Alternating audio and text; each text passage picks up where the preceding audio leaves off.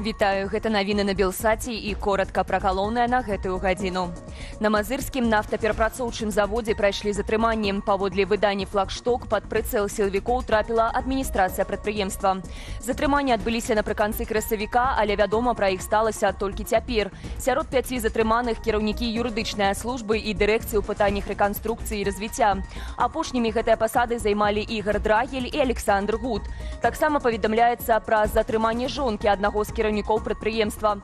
Як перадаюць крыніцы выдання, меркаванай прычынай магла быць карупцыя. Варта зазначыць, што летась шэраг работнікаў НПЗ судзілі за распаўсюд экстрэмісцкіх матэрыялаў. Тады пад следства трапілі той жа Ігор Драгель, ягоная жонка Лілія, якая працавала кіраўніцаю аддзела сацыяльнага развіцця, галоўная рэдактарка завадской газеты Святлана Богуш ды іншая. З 1 верасня ў беларускіх школах забароняць карыстацца мабільнымі тэлефонамі. Пра новую захаду выданню mlyn.by паведаміў прадстаўнік Міністэрства адукацыі Мікалай Башко. Тэма гэтая ўжо пераспела і нарэшце будзе даведзеная да свайго лагічнага завяршэння. У цяперашні час вядзецца тлумачальная праца з бацькоўскай грамадскасцю і навучэнцамі. Прыходзячы ва ўстанову адукацыі, дзіця павінна будзе здаць свой гаджэт і атрымаць яго пасля заканчэння вучэбных заняткаў. Паводле Башко, школу ўжо вызначылі людзей, якія будуць адказныя за пільнаванне смартфону, а таксама месцы для захоўвання гаджэтаў. Раней паведамлялася, што для гэтых мэтаў закупяць адмысловыя металічныя скрыні. На думку чыноўніка, захада дапаможа кантраляваць інфармацыю, якую дзеці атрымліваюць у інтэрнэце. Маўляў, нішто не спрыяе навучанню так, як традыцыйныя метады, цытата, навочныя плакаты, дапаможнікі, мел і дошка. Пра поўную забарону тэлефона ў школах чыноўнікі упершыню загаварылі летась.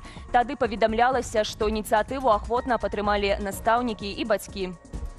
У Смалявіцкім раёне Менскай вобласці ў выніку ДТЗ загінула 2 падлеткаў, паведамляе прэсавая служба МУС.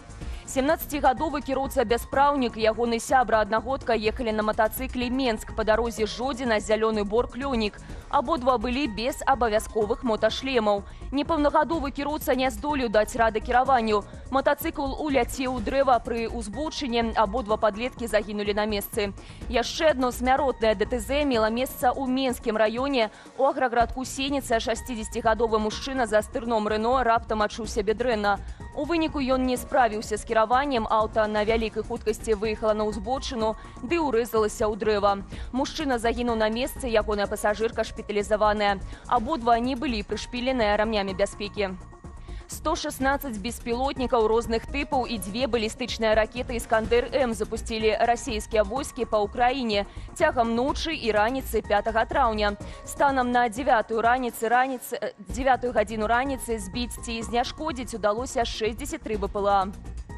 Некалькі хваляў атак дронамі і ракетамі зазнаў горад Канатоп Сумскай вобласці. Там знішчаныя аб'екты інфраструктуры. На шчасце, абышлося без ахвяраў. Паветраная трывога гэтай ночы гучала таксама ў Чаркасскай, Запорожскай і Днепрапетроўскай вобласцях Украіны. У Румыніі прайшло галасаванне ў першым туры паўторных выбараў прэзідэнта. Лідыруе старшыня правага і нацыяналістычнага альянсу за яднанне румынаў Джорджа Сімеон. Пасля папярэдняга падліку Сімеон набірае амаль 41% галасоў. Ягоным супернікам у другім туры 18 траўня стане мэр Бухарэсту Никуш Ордан. Кандыдат ад кіроўнай кааліцыі Крэн Антанэску ў другі тур не трапіў. 38-гадовы Сімеон вядомы як прыхільнік аб'яднання Румыніі і Малдовы ды еўраскептык.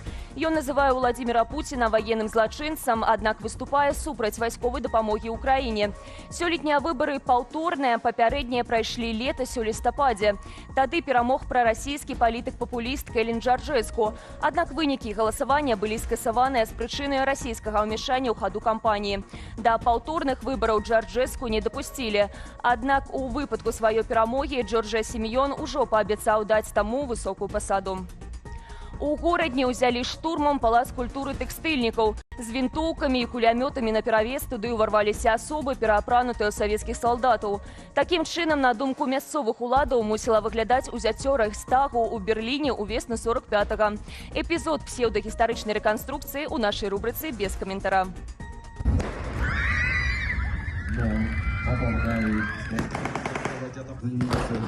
Части здания и во всякой поддержке 10-х.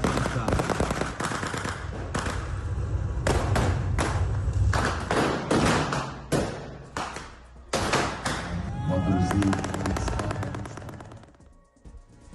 Заахвочваю подписываться на наши сацыяльныя сеткі, калі гэта для вас бяспечна, а таксама далучацца да праграмы «Аб'ектыўна Белсаці» о 19 гадзіне. Я на гэтым з вами развітваюся, беражыце сябе і да сустрэчы.